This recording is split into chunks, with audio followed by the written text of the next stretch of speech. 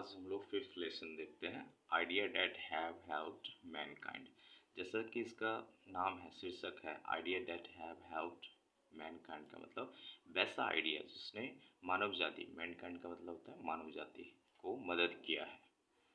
और इसको जो लिखा है वो विलियम रूसल ने, पूरा नाम है बर्ट्रैंड आर्थर विलियम रूसल। तो नाम भी याद रखना बहुत ज़रूरी है। और जो हमें एग्ज़ाम में लिखना है समरी, उसको देख लें क्या सब लिखना है।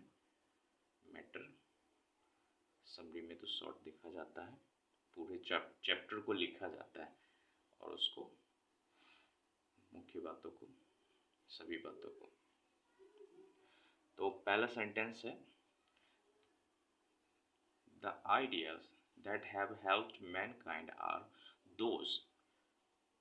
ये पोजीशन पे है, दैट आइडिया मतलब वैसा आइडिया, दैट का मतलब जो, हैव हेल्प्ड मैनकाइंड जिसने मानव जाति को मदद किया है। ये तो सब्जेक्ट हो गया ना।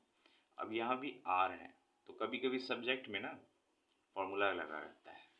ये देखो फॉर्मूला हैव हैज का फॉर्मूला है ना। तो आइडिया जिसने मानव जाति को हेल्प किया है।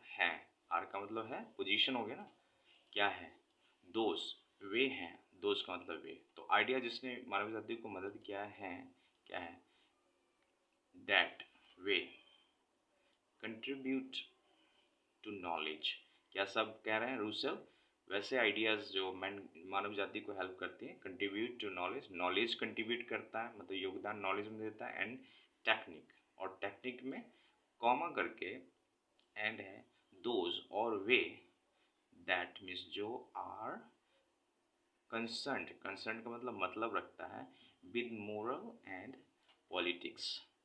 जो वैसा, और आइडिया मैनकाइंड को कौन सा आइडिया हेल्प करता है, तो जो नॉलेज देता है, टेक्निक में योगदान देता है, टेक्निक देता है, और कंसर्न, जिस कंसर्न का मतलब होता है मतलब रखना, आप लिख लीजिएगा। विद मीन्स किसके साथ, किसके साथ, किसी, विद मतलब से, किससे मतलब रखता है, तो मोरल एंड पॉलिटिक्स। मोरल का मतलब होता है नैतिकता, और पॉलिटिक्स तो जानते ही हैं। स्ट्रक्चर भी समझ में आ गया होगा यहाँ तक। अब आगे बढ़ते हैं। I will treat first those. अब रूसेल कहते हैं सबसे सर्वप्रथम हम, ट्रीट का मतलब होता है व्यवहार करना, मतलब बताना भी, मैं सर्वप्रथम बताऊंगा, फ्यूचर इंडिफिनिट है।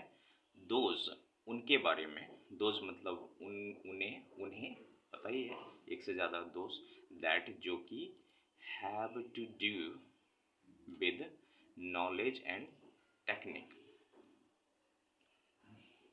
Have to do with knowledge and technique.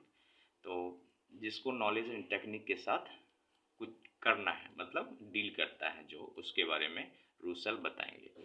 तो अब आगे सेंटेंस है, the most important and difficult steps were taken before the dawn. Dawn का मतलब होता है आरंभ ऑफ हिस्ट्री। तो सबसे ज़्यादा सबसे ज़्यादा इम्पोर्टेंट तथा डिफ़िकल्ट मतलब डिफ़िकल्ट जो थे स्टेप्स, वेयर टेकन, ये बेसिक वाला फॉर्मूला है। तो सबसे ज़्यादा इम्पोर्टेंट जो स्टेप्स लिए गए थे, बिफोर मतलब के पहले, किसके पहले लिए गए थे, तो द ड्रोन का मतलब आरंभ ऑफ हिस्ट्री, मतलब हिस्ट्री के आरंभ से पहले जो कुछ इम्पोर्टेंट डिफ़िकल्टीज और इम्पोर्टेंसी स्टेप्स जो लिए गए थे हिस्ट्री के आरंभ में। हिस्ट्री के आरंभ का मतलब क्या हो गया कि हिस्ट्री जब से लिखी जाने लगी, भाषा का, पेपर का, इस सब का इस्तेमाल हुआ, तो हिस्ट्री तो बहुत पुरानी है। जैसे कि अगर हिस्ट्री ले तो पृथ्वी की उत्पत्ति से पहले की हिस्ट्री हो गई, मानव जाति के पहले की उत्पत्ति हो गई। तो हिस्ट्री मतलब माना जाता है जब से लिखा जाने लगा इतिहास, हिस्ट्री है ना। वो रूसल बताते हैं। आगे बताते हैं इस चैप्टर में, at what stage language began is not known. मतलब सबसे पहले तो स्ट्रक्चर देख लें, किस स्टेज में, व्हाट स्टेज हो गया, इसको तो लिख लिया। अब आगे स्टेज, किस स्टेज में, एट व्हाट स्टेज कर दिया।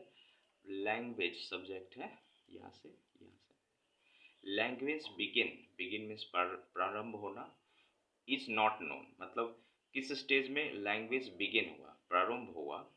लैंग्वेज बिगिन यहाँ तक हो गया सब्जेक्ट, तो लैंग्वेज बिगिन सब्जेक्ट हो गया, और ये इज हो गया, नॉट हो गया, और V3 हो गया, मतलब पेसिव है। लैंग्वेज किस स्टेज में बिगिन हुआ ये पता नहीं है, नहीं ये हो ना इसका हिंदी, कॉमा, किसी को पता नहीं कब लैंग्वेज आरंभ हुआ। लेकिन वी में बी प्रीटी, प्रीटी का मतलब पूर्णतः, यहाँ पे सुंदर हमने लिख दिया, मतलब बिल्कुल क्लियर रूप से भी हो सकता है। प्रीटी का मतलब पूर्णतः।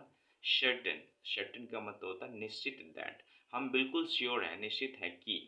स्ट्रक्चर तो पता बट के बाद आ गया, मे बी है, बी इसलिए कि वर्ब नहीं है सेंटेंस में। दैट हम बिल्कुल श्योर हैं कि it begin very gradually, gradually का मतलब होता है क्रमबद्ध, यहाँ लिख दिया, ये बिल्कुल क्रमबद्ध स्टार्ट हुआ, मतलब पहले ये बोला हो गया होगा, तब वो बोला हो गया, तब ये बोला गया होगा, क्रमबद्ध ये इन्वेंस हुआ। विदाउट इट, इसके बिना, लिखा जा रहा है रूसल के द्वारा, it would have been very difficult to handle, to hand on, hand on का मतलब बढ़ाना, from generation to generation, in the invention and discoveries that were gradually made। मतलब इसके द्वारा सपोज कर रहे हैं कि it would have been very difficulty, difficulty would का यूज़ किया गया शायद वाली बार, संभावना बताएं ऐसा हुआ होगा कि बहुत डिफिकल्टीज हुआ होगा। टू मीन्स ये इन्फिनिटी को दर्शाता है, टू हैंड ऑन, हैंड का मतलब हैंड ऑन का मतलब आगे बढ़ना, एक दूसरे को देना हाथ में, from generation to generation, generation to generation the inventions, तो जो भी आविष्कार हुए होंगे भाषा से पहले बहुत डिफिकल्ट हुआ होगा जनरेशन टू जनरेशन आगे बढ़ाने में। और डिस्कवरीज, क्या सब, इन्वेंशन और डिस्कवरी, जो खोजे गए थे डिस्कवरीज और इन्वेंशंस, उनको बढ़ाने में बहुत दिक्कतें आई होगी। दैट वेयर ग्रेजुअली मेड, जो एक एक करके, ग्रेजुअली मेड का मतलब या तो पेसिव लगाया ना, वैसे डिस्कवरीज और इन्वेंशंस को hand to hand, hand on करने में जनरेशन टू जनरेशन दिक्कत हुई होगी। That way were gradually made, जो ग्रेजुअली, ग्रेजुअली का मतलब क्रमबद्ध बनाए गए। तो ये तो हो गया, ये तो हो गया, क्या हो गया, पेसिव का हो गया। चलिए यहाँ तक रहने देते हैं, कोई दिक्कत होगी तो पूछना।